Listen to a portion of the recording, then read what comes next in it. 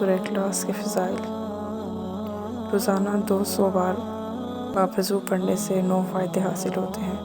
رب العزت 300 دروازے غضب کے بند کرے گا، مثلاً دشمنی، قہر، فتنہ وغیرہ۔ 300 دروازے رحمت کے کھولے گا، 300 دروازے رزق کے کھولے گا۔ اللہ تعالیٰ اپنے غیب سے رزق دے گا بغیر محنت کے۔ اللہ پاک اپنے علم سے علم دے گا، اپنے صبر سے صبر اور اپنی سمجھ سے سمجھ دے گا۔ 36 مرتبہ قرآن شریف ختم کرنے کا ثواب دے گا۔ 50 سال کے گناہ معاف ہوں گے۔